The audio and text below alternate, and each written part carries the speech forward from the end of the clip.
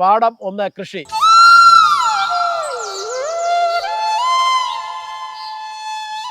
പശു അധിഷ്ഠിത കൃഷിയിലേക്ക് കടന്നപ്പോൾ ചേട്ടനിലുണ്ടായ മാറ്റവും അല്ലാതെ പ്രകൃതിയിൽ കണ്ട ഒരു മാറ്റത്തെക്കുറിച്ചൊന്ന് വിശദീകരിക്കാമോ? അതിന് ചെറിയൊരു ഉദാഹരണം ഞാൻ പറയാം. കാരണം എൻ്റെ രണ്ടാമത്തെ വർഷം നെൽകൃഷി നടത്തിയ പാടത്ത് ഉണ്ടായ ഒരു അനുഭവമുണ്ട്. കൃഷി നോക്കാൻ പോയ ഒരു കൃഷിക്കാരന് രാവിലെ എന്നെ ഫോൺ ചെയ്ത് വിളിക്കുന്നു, സാറേ എത്രയും പെട്ടെന്ന് പാടത്തേക്ക് വരണം, നെല്ലെല്ലാം പഴുത്ത് കിടക്കുന്നു. അപ്പോൾ എന്ന് പറഞ്ഞപ്പോൾ ഒരു സംശയം തോന്നി. ഞാൻ വേഗം അവിടെ ചെന്ന് കഴിഞ്ഞപ്പം ഇദ്ദേഹം വീട്ടിലിരുന്ന് കണ്ടതാണ് ഈ കാഴ്ച. നെല്ല് പഴുത്ത് കിടക്കുന്നതല്ല, നെല്ലിൽ കൂട്ടി ചെലന്തി വല കെട്ടിയിട്ടുണ്ട്. ഈ ചെലന്തി വല കെട്ടിയതിലേക്ക് സൂര്യപ്രകാശം അടിച്ചപ്പോൾ, ആ മഞ്ഞുവെള്ളം കഴിച്ചപ്പോൾ ഇത് നല്ല മഞ്ഞ കളർ തോന്നിച്ചിട്ട് അദ്ദേഹം ഭയന്നിട്ട് വിളിച്ചതാണ്. അപ്പം ഞാൻ അവിടെ പോയി ഇതിനെപ്പറ്റി പഠനം നടത്തി നോക്കിയപ്പോൾ മറ്റൊരു പാടത്തും കാണാത്ത ഒരു അവസ്ഥ ഇതിനകത്തുണ്ട്. കാരണം ബയോഡൈവേഴ്സിറ്റിക്ക് ഏറ്റവും കൂടുതൽ സപ്പോർട്ട് ചെയ്യുന്ന ഒരു സമ്പ്രദായമായിരുന്നു എനിക്ക് പ്രൂവ് ചെയ്യാൻ പറ്റി അവിടെ. കാരണം സൂക്ഷ്മജീവികളുടെ ആവാസം കൂടി, അതായത് ധാരാളം സൂക്ഷ്മജീവികൾ അവിടേക്ക് വരുന്നുണ്ട്. ഇന്ന് അട്ട, പുഴു, പാറ്റ ഒന്നും നമ്മുടെ കൃഷിയിടങ്ങളിൽ കാണുന്നില്ല. ഇതൊന്നുമില്ല. ഒച്ചുണ്ടായിരുന്നു, പാടങ്ങളിൽ ഒച്ചുകളുണ്ട്, ഒച്ചില്ല. പാലുമാക്രി ഉണ്ടായിരുന്നു, തവളയുണ്ട്, ഇതൊന്നുമില്ല. ഇതൊക്കെ ഇപ്പം ഞാൻ കൃഷി ചെയ്യുന്ന പാടത്ത് വന്നു കഴിഞ്ഞാൽ ഇതൊക്കെ കാണാൻ പറ്റും. അട്ട കടിച്ചു എന്നുള്ള പരാതി ഇപ്പോൾ കൃഷി ചെയ്യുന്ന ആൾക്കാർ പറയുന്നു. അട്ട കടിക്കുക എന്നൊരു സമ്പ്രദായം ഇപ്പോൾ ഇല്ല. കാരണം ഇത്രമാത്രം കെമിക്കൽ ആഡ് ചെയ്യുന്ന ഒരു പാടത്ത് ഒരു കാരണവശാലും അട്ട ഉണ്ടാവില്ല.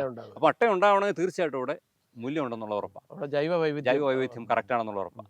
അതേപോലെ തന്നെ കളകളുടെ നിലനിൽപ്പും അതും ജൈവ വൈവിധ്യത്തെ ബാധിക്കുന്ന ഒരു വിഷയമാണ്.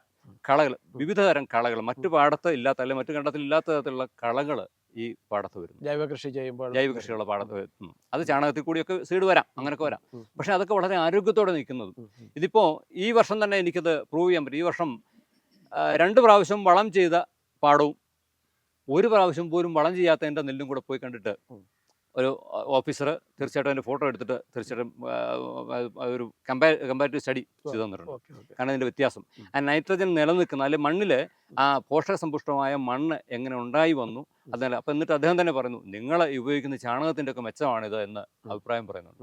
തീർച്ചയായും അപ്പോൾ അതൊരു ഒരു വാണിംഗ് ആണ്. തീർച്ചയായിട്ടും നമ്മൾ ഈ ജൈവസമ്പുഷ്ടമായ ഈ സാധനം ഉപയോഗിക്കുമ്പം തീർച്ചയായിട്ടും രാസവളം ഉപയോഗിച്ച് കഴിഞ്ഞാൽ അന്നന്ന്, അതായത് എന്നിട്ട് അദ്ദേഹം പ്രൂവ് ചെയ്തെന്ന മറ്റൊരു വിഷയമുള്ളത്, ഈ അന്യസംസ്ഥാന തൊഴിലാളികളെ ഉപയോഗിച്ചിട്ട് വളം ചെറിയ സമയത്ത് അവർ നിര തെറ്റിപ്പോകുന്ന ഭാഗം പഴുത്ത് നിൽക്കുന്നു. അതായത് നിര വീഴാത്ത ഭാഗം പഴുത്ത് നിൽക്കുന്നു, വളം വീഴുന്ന ഭാഗം കിളുത്ത് നിൽക്കുന്നു. നേരെ മറിച്ച് മറ്റിടത്ത് ആ ഒരു യൂണിഫോമിറ്റി ഉണ്ട്.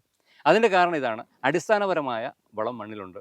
ശരിക്കും മണ്ണിന് ആരോഗ്യകരമായ മണ്ണാണത്, അതാണ് അതിന് കാരണം. അപ്പം അങ്ങനെ ഒരു തെളിവൂടെ അതിൻ്റെ അകത്ത് വരുന്നുണ്ട്. അപ്പോൾ ആരോഗ്യകരമായ മണ്ണിലെ ആരോഗ്യകരമായ ചെടികൾക്കത്തുള്ളൂ. ആ ചെടികളുണ്ടാകുന്ന ആരോഗ്യകരമായ സീഡ് കഴിച്ചെങ്കിൽ മാത്രമേ നമുക്ക് ആരോഗ്യം ഉണ്ടാകത്തുള്ളൂ. അങ്ങനെ മനുഷ്യൻ്റെ ആരോഗ്യം നിലനിർത്താൻ കഴിയുള്ളൂ എന്നുള്ളൊരു തിയറിയാണ് ഞാൻ അതിൽ ഫോക്കസ് ചെയ്യുന്നത്. കൃഷ്ണകുടി ചേട്ടാ, ഇവിടെ സൂചിപ്പിച്ച് ഇപ്പം പശുവിൻ്റെ ചാണകം ഉപയോഗിച്ചുള്ള കൃഷി ചെയ്തപ്പോൾ നമ്മുടെ പാടശേഖരത്തുണ്ടായ ജൈവ വൈവിധ്യത്തിൻ്റെ വ്യതിയാനത്തെക്കുറിച്ച്. അപ്പം ഈ നാടൻ പശു എന്ന് പറയുമ്പോൾ ഇത് ഭാരതത്തിൽ മാത്രമല്ലല്ലോ, ഒരു ഏഷ്യൻ കോണ്ടിനെൻറ്റിലെ പണ്ട് ആഫ്രിക്കൻ രാജ്യങ്ങളിൽ നാടൻ പശുക്കളുണ്ട്. പക്ഷേ ഇത് ഭാരതത്തിൽ ഇതിന് ഒരു വലിയ പ്രാധാന്യം കൊടുത്തിരുന്നു. അത് പ്രകൃതിയുമായിട്ട് ഇങ്ങനെ ഇഴുകിപ്പോകുന്ന. അപ്പോൾ അത് എങ്ങനെ തിരിച്ച് നമുക്ക് വീണ്ടും നമ്മുടെ ഈ സമൂഹത്തെ അതിലൂടെ യാത്ര ചെയ്യിക്കാനായിട്ട് സാധിക്കും? സമൂഹത്തെ ഇതിലേക്ക് കൊണ്ടുവരിക എന്നത് നമ്മൾ സമൂഹത്തെ ഈ വിഷയത്തിൽ അവർക്ക് നല്ല അറിവ് കൊടുക്കണം. അതിന് ഗ്രാമതലത്തിൽ, നഗരതലത്തിലും വേണം. അതിന് സെമിനാറുകൾ, ശില്പശാലകൾ, ബോധവൽക്കരണമാണ് ഇതിൻ്റെ ഏറ്റവും പ്രധാനമായിട്ടുണ്ടാവേണ്ടത്. അറിവില്ലായ്മയാണ് ഈ മറ്റുള്ളതിൻ്റെ പിന്നാലെ നമ്മൾ പോകുന്നത്. നാടൻ പശുവിനെ വളർത്തുന്നത് പാലിന് വേണ്ടി ആകരുത്. പാലിന് വേണ്ടി മാത്രമല്ല, പാല് കുട്ടിക്കുള്ളതാണ്.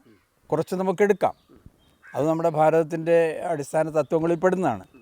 നിനക്ക് കുറച്ചെടുക്കാം, പക്ഷെ കൂടുതൽ നിങ്ങൾ കൊടുക്കണം എന്നതാണല്ലോ. അപ്പോൾ അത് പശു അതിൻ്റെ ഒരു ഉദാഹരണമാണ്. കുട്ടി കുടിക്കുക, അതിൽ നിന്ന് കുറച്ച് നീയും എടുക്കുക, കൂടുതൽ അവന് കൊടുക്കുക. ഇതൊരു വലിയ ഒരു തത്വമാണത്. അപ്പോൾ അങ്ങനെയുള്ള ഈ നാടൻ പശുക്കളെ, ഈ ഭാരതീയ ഇനം പശുക്കൾ, അതൊക്കെ നാടനാണ്, ദേശീയ ഗോവംശം, ഇതിനെക്കുറിച്ചുള്ള ബോധവൽക്കരണം കൊടുക്കാൻ വേണ്ടിയിട്ട് നമ്മളൊരു പ്രവർത്തനം നടത്തിയതിൻ്റെ അനുഭവം പറയാം. 2010 ഒക്ടോബറിലെ ഒരു വിജയദശമി നാളിൽ ഹരിയാനയിലെ കുരുക്ഷേത്രത്തിൽ നിന്നും ഒരു യാത്ര പുറപ്പെട്ടു. ആ യാത്ര അവസാനിച്ചത് ഒരു മകരസംക്രമ ദിവസം നാഗപ്പൂരിലാണ്. അപ്പോൾ കുരുക്ഷേത്രത്തിൽ നിന്നും ഭാരതം മുഴുവൻ സഞ്ചരിച്ച് നാഗപ്പൂരിൽ അത് സമാപിക്കുമ്പോൾ 10,000 കണക്കിന് ഗ്രാമങ്ങളിൽ ചെറിയ ചെറിയ യോഗങ്ങൾ നടന്നു. വലിയ വലിയ സമ്മേളനങ്ങൾ നടന്നു. അതിലൂടെ വലിയൊരു ജനവിഭാഗം അവർക്ക് നാടൻ പശുവിൻ്റെ മഹത്വം മനസ്സിലാക്കാനുള്ള സന്ദർഭമായി. തുടർന്ന് വ്യക്തികൾ വീടുകളിലും ആശ്രമങ്ങൾ, അമ്പലങ്ങൾ, പിന്നെ ഗോശാലകളൊക്കെ ധാരാളമായി വന്നു. അതിനു മുമ്പും നേരത്തെ പറഞ്ഞ സുഭാഷ് പലേക്കറിനെ പോലെയുള്ള ആൾക്കാരുടെ പരിശ്രമവും ഈ ബോധവൽക്കരണത്തിന് കാരണമായിട്ടുണ്ട്. ഇതെല്ലാം കൂടി വന്നപ്പോൾ മൊത്തത്തിൽ ജനങ്ങളെ ബോധവൽക്കരിക്കുക എന്നുള്ളതാണ്, അറിവില്ലായ്മയാണ് മറ്റുള്ളതിൻ്റെ പിന്നാലെ പോകാൻ കാരണം. അറിവ് പകർന്നു കൊടുക്കുക, ചെയ്ത് കാണിക്കുക അനുഭവത്തിലൂടെ. എനിക്കൊരു അനുഭവമുണ്ട്. ഞാൻ ഒരിക്കൽ എനിക്ക് ശ്വാസം മുട്ടൽ വന്ന് കുറച്ച് ബുദ്ധിമുട്ട് വന്ന ഒരു സന്ദർഭത്തിൽ യാദൃശികമായി ഞാനൊരു ഗോശാലയിൽ പോകുന്നു. എനിക്ക് തോന്നുന്നത് അമൃതധാര ഗോശാലയാണെന്നാണ് ഞാൻ മനസ്സിലാക്കുന്നത്. അവിടെ പോയി ഒരു ദിവസം രാവിലെ മുതൽ വൈകുന്നേരം വരെ നിന്നു. മടങ്ങിപ്പോരുമ്പോൾ എനിക്കുണ്ടായിരുന്ന ആ ശ്വാസ തടസ്സം, ബുദ്ധിമുട്ട് മാറിക്കിട്ടി. കൃഷ്ണൻകുട്ടി ചേട്ടാ, ഇതേ അനുഭവം തന്നെ നമ്മുടെ ഓർത്തഡോക്സ് സഭയുടെ ബിഷപ്പ് നമ്മുടെ ക്ലിമ്മിസ് തിരുമേനി, ഡോക്ടർ ക്ലിമ്മിസ് തിരുമേനിക്കും ഉണ്ടായി. കാര്യം ഒരു ദിവസം അദ്ദേഹം രാവിലെ 9 മണിക്ക് ഈ ഗോശാലയിൽ എത്തുകയും രാത്രി ഒരു 7:30 ആയപ്പോഴാണ് പിരിഞ്ഞു പോയത്. അപ്പോൾ അദ്ദേഹത്തിന് അവിടെ വന്നപ്പോൾ ശ്വാസം മുട്ടലും ശരീരത്തിന് വളരെ ക്ഷീണവും ഉണ്ടായിരുന്നു. അദ്ദേഹം ഉച്ചയാകുമ്പോഴത്തേനും അങ്ങ് എനർജറ്റിക് ആയിരുന്നു. അദ്ദേഹം വന്ന് മരുന്ന് കഴിക്കുന്നത് എടുത്തില്ല. അദ്ദേഹം പറഞ്ഞ് എനിക്ക് ഭയങ്കരമായിട്ട് കംഫർട്ട് സോണായിട്ട് തോന്നുന്നു, വളരെ എനർജി ലെവൽ ഭയങ്കര ഹൈ ആണ്. അതിനുശേഷം അദ്ദേഹം തിരിച്ചു പോയിട്ട് 1 മാസം കഴിഞ്ഞപ്പോൾ ഡോക്ടർ തിമോത്തിസ് തിരുമേനി ഒരു 16 റബ്ബന്മാർ, അച്ചമ്പട്ട റബ്ബാന്മാരെന്ന് പറയാം, അവരെല്ലാം കൂടി അവിടെ വരികയും ഇതേ രീതിയിൽ തിമോത്തിസ് തിരുമേനിയും സംസാരിക്കുകയുണ്ടായി. അപ്പോൾ ശരിക്കും പറഞ്ഞു കഴിഞ്ഞാൽ ഇതൊരു നമുക്ക് അത്ഭുതകരമായ കാര്യം തന്നെയാണ് പലരോടും സംസാരിക്കുമ്പോൾ ഉണ്ടാകുന്നത്. ഇവിടെ ചേട്ടാ സൂചിപ്പിച്ചു, ഓമനുമാരിയേട്ടൻ പറഞ്ഞു, കൃഷിയെക്കുറിച്ച് പറഞ്ഞു. ആ കൃഷിയിൽ എങ്ങനെയാണ് പശു പ്രയോജനപ്പെടുന്നതെന്ന്. അവിടെ പ്രകൃതിയിലേക്കും അത് ഇറങ്ങിച്ചെന്നു. ഇത് മനുഷ്യന് ഇപ്പം പാല് മനുഷ്യന് ആവശ്യമില്ല, പശുക്കുട്ടിക്കാണ് ചേട്ടൻ. ഇത് മനുഷ്യന് ഏത് തരത്തിലാണ് ഈ പശുക്കൾ പ്രയോജനപ്പെടുന്നത്, അതിൻ്റെ ഉൽപ്പന്നങ്ങൾ? പാലും തൈരും നെയ്യും മനുഷ്യന് ഒഴിച്ചുകൂടാനാവാത്ത, അത് ജനനം നേരത്തെ സൂചിപ്പിച്ചതുപോലെ ജനിക്കുമ്പോഴും പട്ടിടയിൽ കൊണ്ടുവച്ച് അന്ത്യകർമ്മം ചെയ്യുമ്പോഴും ഈ വക അവിടെ വേണം. നെയ്യും വേണം, തൈര് വേണം, പാല് വേണം, മനുഷ്യനിത് വേണം. മണ്ണിന് ചാണകവും മൂത്രവും പോലെ മനുഷ്യന് വേണ്ടതാണ് പാല്, തൈര്, നെയ്യ്, പശുവിൽ നിന്ന് കിട്ടുന്ന ഗവ്യങ്ങൾ. അതിൽ ചാണകവും മൂത്രവും കൂടി വരും. പക്ഷേ ചാണകവും മൂത്രവും മണ്ണിന് ആണ് ഏറ്റവും പ്രധാനം. ബാക്കി എല്ലാം തന്നെ മനുഷ്യന് വേണ്ടതാണ്. വേണ്ടാത്ത ഒന്നേ ഉള്ളൂ പശുവിൽ, അത് മാംസമാണ്. കാരണം ഈ പശു കഴിക്കുന്ന അതിൻ്റെ ഉള്ളിൽ ചെല്ലുന്ന എല്ലാ വിഷാംശങ്ങളും ഇതിനെ ഒബ്സർവ് ചെയ്ത് വെക്കുന്ന ഒരു ഇടം എന്ന് പറയുന്ന മാംസമാണ്. അത് ഈ മറ്റ് മൃഗങ്ങളിൽ നിന്ന് വ്യത്യസ്തമായ ഒരു ഈശ്വരൻ്റെ സൃഷ്ടി തന്നെയാണത്. പ്രകൃതിയുടെ ഒരു സൃഷ്ടിയാണ്. മനുഷ്യൻ്റെ സൃഷ്ടികൾക്കാണ് അപൂർണതയുള്ളത്. ഈശ്വരൻ്റെ സൃഷ്ടി പ്രകൃതിയാണ്, പ്രകൃതിയുടെ സൃഷ്ടിയാണ് ഗോമാതാക്കൾ. അത് പ്രകൃതിയും മനുഷ്യനും ഒക്കെയായിട്ടിങ്ങനെ ഇഴചേർന്ന് നിൽക്കുന്ന ഒരു ജീവിതമാണ്. മറ്റൊന്ന് മധ്യപ്രദേശിൽ പരീക്ഷിച്ചതാണ്. ജീവപര്യന്തം തടവിന് ശിക്ഷിച്ച് ജയിലിൽ കിടക്കുന്നവർക്ക് ഓരോരോ തൊഴിൽ കൊടുക്കുമല്ലോ. അപ്പം കൊടും ക്രൂരത ചെയ്യുന്നവർക്ക്, കൊടും ക്രിമിനലുകൾക്ക് കൃഷിയും ഗോപരിപാലനവും ജയിലിൽ കൊടുത്തു. 1 വർഷം 2 വർഷമൊക്കെ കഴിയുമ്പോഴത്തേക്കും ഈ കൊടും ക്രിമിനലുകളിൽ പരിവർത്തനം വരുന്നു. അപ്പോൾ ഗോക്കളോടൊപ്പമുള്ള ജീവിതം, ഗോക്കളോടൊപ്പം ജീവിക്കുമ്പോൾ, കൃഷിയും ഗോക്കളുമായിട്ടിങ്ങനെ ജീവിക്കുമ്പോൾ മനുഷ്യനിൽ പരിവർത്തനം വരുന്നു. ഈ പരിവർത്തനമായിരുന്നു ഇവിടെ ഭാരതത്തിലെ ബഹുഭൂരിപക്ഷം ജനങ്ങളിലും ഉണ്ടായിരുന്നത്. അപ്പം മനുഷ്യനും പ്രകൃതിയുമായിട്ടൊരു ഇണങ്ങിച്ചേർന്ന ഉള്ളൊരു ജീവിത സംസ്കൃതിയാണ്. അതൊരു സംസ്കൃതി. അത് വാക്കുകൾ കൊണ്ട് ബോധ്യപ്പെടുത്താവുന്നതല്ല. അതിനാണ് ഞാൻ എൻ്റെ അനുഭവം പറഞ്ഞത്. ഗോശാലയിൽ 24 മണിക്കൂർ നിൽക്കുമ്പോൾ ഒരു ഹൃദയത്തിൻ്റെ ബൈപ്പാസ് സർജറിയും അല്ലെങ്കിൽ അതിനുശേഷം വീണ്ടും 10 വർഷം കഴിഞ്ഞ് ആൻജിയോപ്ലാസ്റ്റിയും കഴിഞ്ഞ് ശ്വാസം മുട്ടലോടുകൂടി ഒരു 10 അടി മുന്നോട്ട് വയ്ക്കാൻ പറ്റാത്ത ഒരവസ്ഥയിൽ ഗോശാലയിൽ നിന്ന് മണിക്കൂറുകൾക്ക് ശേഷം അതിന് മാറ്റം വന്നുവെങ്കിൽ ആ അന്തരീക്ഷമാകെ വ്യാപിച്ചു നിൽക്കുന്നത് വലിയ പോസിറ്റീവ് എനർജിയാണ്. അത് സൂക്ഷ്മ ദൃഷ്ടി കൊണ്ട് കാണാൻ കഴിയുന്നതല്ല, അനുഭവിച്ചറിയേണ്ടതാണ്. അതാണ് ദേശീയ ഗോവംശവർദ്ധനവും ഈ ഭാരതത്തിൻ്റെ നവോത്ഥാനത്തിന് ഇത് അനിവാര്യമാണ്. ഈ കാര്യമാണ് വിശ്വമംഗള ഗോഗ്രാമയാത്രയിലൂടെ നമ്മൾ മുന്നോട്ട് വെച്ചത്. മടങ്ങുക ഗ്രാമത്തിലേക്ക്, ഗോക്കളിലേക്ക്, കൃഷിയിലേക്ക്, ഗ്രാമവികസനം, ഗ്രാമത്തിലേക്ക്, കൃഷിയിലേക്ക്, ഗോക്കളിലേക്ക്. ഇപ്പോഴും ഇത്രയേറെ നഗരവൽക്കരണം വന്നിട്ടും ഇപ്പോഴും ഗ്രാമങ്ങളാണ് ഭാരതം, ഗ്രാമീണ ഭാരതം എന്നറിയപ്പെടുന്നത്. അപ്പോൾ ഗ്രാമങ്ങളിലാണ് നമ്മുടെ ഭാരതം ജീവിക്കുന്നത്. ഗ്രാമീണ ജനങ്ങളിലാണ് ഈ സംസ്കൃതികൾ മുഴുവൻ കുടിയിരിക്കുന്നത്. അതുകൊണ്ട് ഗ്രാമത്തിൽ പശുക്കളും നഗരത്തിൽ പാലും, ഇതാണ് നമ്മൾ മുന്നോട്ട് വയ്ക്കുന്നത്. നിങ്ങൾ ഗ്രാമത്തിൽ പശുക്കളെ വളർത്തൂ, എന്നിട്ട് നഗരത്തിലുള്ളവർക്ക് ഫ്ലാറ്റുകളിലോ എവിടെയാണെന്ന് വെച്ചാൽ അവിടെ പാല് കൊടുക്കുക.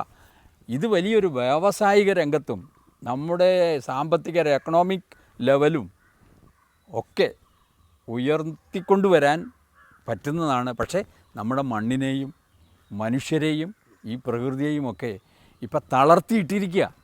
അതിനെ ഒന്ന് ജീവൻ വെപ്പിക്കണമെങ്കിൽ നാടൻ ഗോവംശവർദ്ധനവ് അനിവാര്യമാണ്. മോഡേൺ സയൻസിനൊക്കെ മുമ്പ് തന്നെ, ഇത് കണ്ടുപിടുത്തങ്ങൾക്ക് മുമ്പ് തന്നെ സജീവമായിട്ട് നമ്മുടെ കൃഷിയിൽ, പരമ്പരാഗതമായ കൃഷിയിൽ നമ്മുടെ പൂർവികർ നമുക്ക് സമ്മാനിച്ച ഈ നിധിയെ എങ്ങനെയാണ് അടുത്ത തലമുറയ്ക്ക് കൈമാറുക എന്നൊന്ന്, അതോടൊപ്പം തന്നെ ഇപ്പോഴത്തെ യുവാക്കൾ ഈ സമൂഹത്തോട് പറയുവാനുള്ള ആഹ്വാനം എന്താണ്? വരും തലമുറ അപ്പോൾ ഒരു ശക്തിയുള്ള, ഒരു എക്കണോമിക്കലി സ്ട്രോങ് ആയിട്ടൊരു രാജ്യത്തെ കെട്ടിപ്പുലർത്തുമ്പോൾ പശുവിൻ്റെ പ്രാധാന്യം എത്രത്തോളം ഉണ്ടെന്ന് നമ്മൾ മനസ്സിലാക്കി കഴിഞ്ഞു.